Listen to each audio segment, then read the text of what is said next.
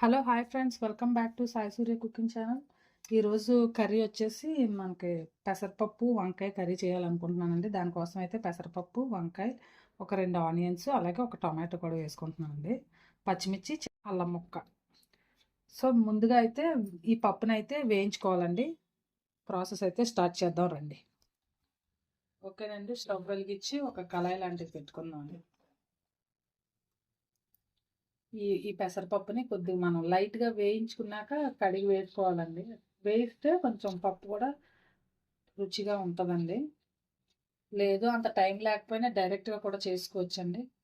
So వేస్తే మంచి taste వస్తుంది అనమాట. వేయించుకుంటే సరిపోతుందండి. జస్ట్ ఒక 2 నిమిషాలు అయితే సరిపోతుందండి. కానీ లైట్గా వేగింది కదా, దీన్ని మనం ప్లేట్లోకి తీసుకున్నామండి. ఓకేనండి, అదే కళాయిలో కర్రీకి సరిపడా ఆయిల్ వేసుకుందాము. ఒక 1.5 టేబుల్ స్పూన్ అంత ఆయిల్ వేసుకుని, ఆయిల్ హీట్ ఎక్కిన తర్వాత కొద్దిగా జీలకర్ర,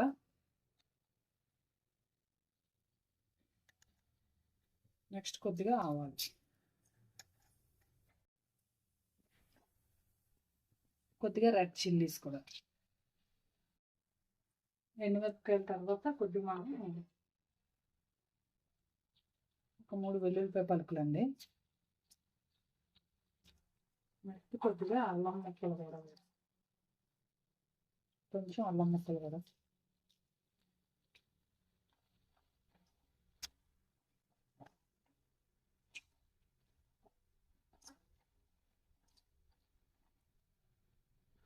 ఇప్పుడు కొద్దిగా కరివేపాకు కూడా వేసుకోండి. కొద్దిగా కరివేపాకు,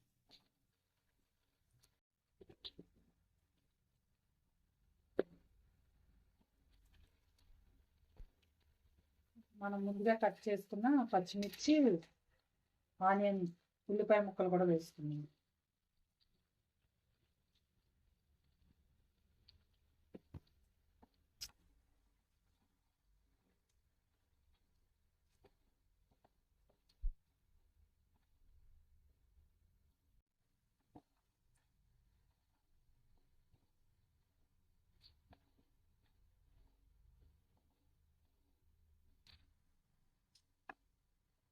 ఆనియన్స్ వేగుతూ ఉంటే మనం కొద్దిగా మీడియం ఫ్లేమ్లో పెట్టుకున్నామండి. దీన్ని ఆనియన్స్ గోల్డ్ కలర్లోకి వచ్చే వరకు మనం కొంచెం మీడియం ఫ్లేమ్లో పెట్టుకొని ఈలోగా వంకాయలు కట్ చేసుకుందామండి. కొంచెం మంట తగ్గించుకొని.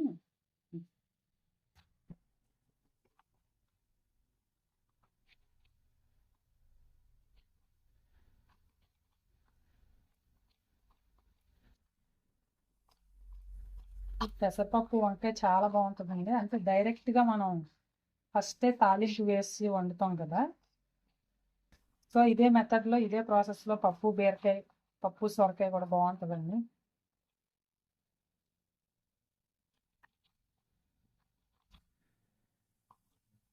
ఇలాగే మొత్తం వంకాయలన్నీ కూడా మనం ఇలాగే కట్ చేసుకున్నాం. ఓకేనండి, వంకాయలన్నీ కట్ చేసుకున్నాం కదా. కాస్త లేట్ అవుతుంది 2 మినిట్స్ అనుకుంటే కొంచెం ఉప్పు వేసుకుంటే మనకి వంకాయ బ్లాక్ అవ్వదండి, అదే నల్లగా అవ్వదు, ప్లస్ కలరెక్తు. ఇప్పుడు ఆనియన్స్ ఉల్లిపాయలు చూసుకుందామండి. ఓకేనండి, ఆనియన్స్ కూడా బాగా వేగాయి కదా. ఇప్పుడు మనం వంకాయ ముక్కలు వేసుకుందాం.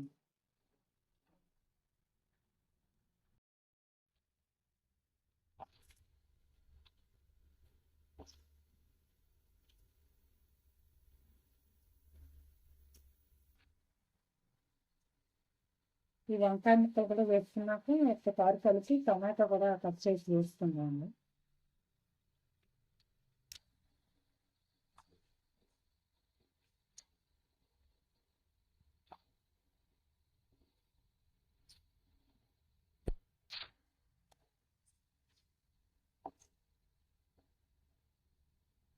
ఒక 5 నిమిషాల పాటు మూత పెట్టుకుందాం అండి. ఈలోగా మనం టమాటో కట్ చేసి వేసుకుందాం.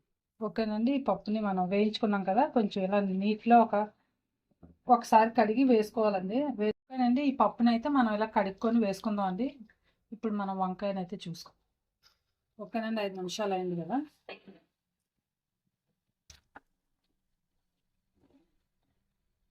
వంకాయ కూడా వేగింది కదండి. ఇప్పుడు మనం టమాటా వేసుకున్నాము. టమాటా, కారం అన్నీ కూడా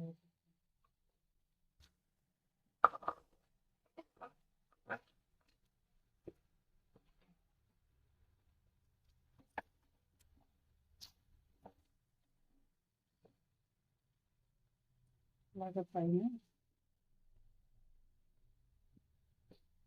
ఓకేనండి, టమాటా కొంచెం హిట్ అయింది కదా, మనం కారం అది వేసుకుందామండి. ఉప్పు అయితే లాస్ట్లో వేద్దామండి, ఎందుకంటే పప్పు వేస్తాం కదండి. సో ఫైనల్గా లాస్ట్లో ఉడికాక అప్పుడు మనం ఉప్పుని యాడ్ చేద్దాం. రుచికి సరిపడినంత కారం, ఒక 1.5 స్పూన్ కారం వేసుకున్నాం.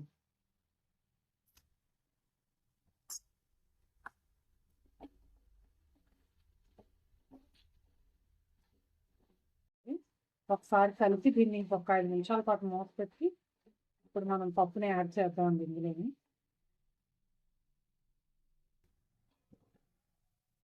ఓకేనండి, 5 నిమిషాలు అయింది కదా, చూద్దాం.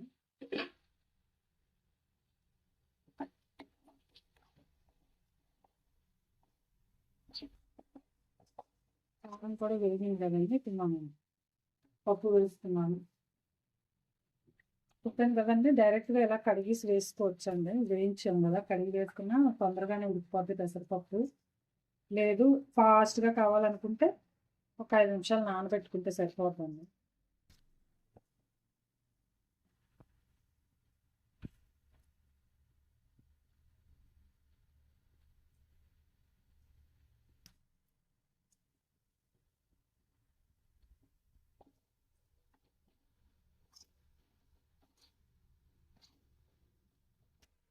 ఓకేనండి, ఇప్పుడు వాటర్ పోసుకొని ఒక 10 నిమిషాల పాటు, 10 లేదా 15 నిమిషాలండి, కొంచెం మీడియం ఫ్లేమ్లో పెట్టుకొని ఒక గ్లాస్ అంత వాటర్ పోసుకుని, అంటే మనకి పప్పు ఉడకడానికి సరిపడంత వాటర్ పోసుకుంటే, వాటర్ పోసుకొని ఒక 15 నిమిషాల పాటు మీడియం ఫ్లేమ్లో పెట్టుకుందాం అండి. అప్పుడు మనకి పప్పు ఉడికిన తర్వాత మనం సాల్ట్, రుచికి సరిపడా ఉప్పు, నెక్స్ట్ కొద్దిగా చింతపండు కూడా వేద్దామండి. ఒక 15 నిమిషాల పాటు మనం. ఓకేనండి, ఈ మాత్రం చిన్న చింతపండు, ఒక చిన్న ఉసిరికాయ ఉంటుంది చూసారా, అంత చింతపండు పప్పులోకి నానబెట్టుకుందాం అండి. ఓకేనండి, 15 నిమిషాలు అయింది కదా, చూసుకుందాం అండి.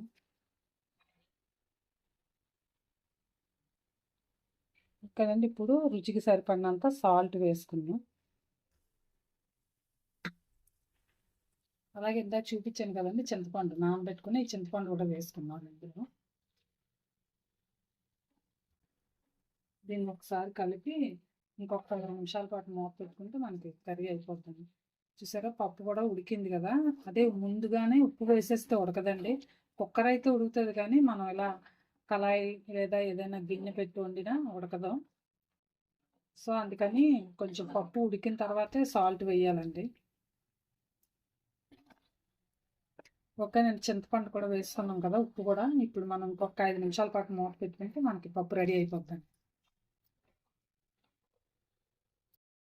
ఓకేనండి, 5 నిమిషాలు అయింది కదా, కర్రీ అయిపోయిందేమో చూద్దామండి.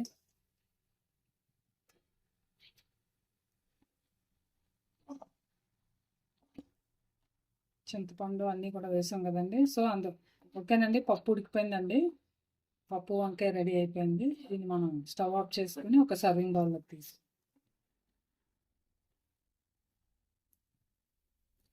ఓకేనండి, ఎంతో టేస్టీ అయిన పెసరపప్పు వంకాయ కర్రీ రెడీ అయిపోయిందండి. చాలా బాగుంటుంది నెయ్యి వేసుకొని తింటే. ఎస్పెషల్లీ రైస్కే బాగుంటుందండి, రోటీస్ కంటే. రైస్లోకి చాలా ఎక్సలెంట్గా ఉంటుందండి. మీరు కూడా ట్రై చేయండి. ట్రై చేసి టేస్ట్ చేసి మీ ఫ్రెండ్స్కి కూడా షేర్ చేయండి. నచ్చితే కనుక ఒక కామెంట్ కూడా పెట్టండి. Please like and subscribe my channel. Bye friends, మళ్ళీ నెక్స్ట్ వీడియోలో ఇంకో వంటతో కలుద్దాం.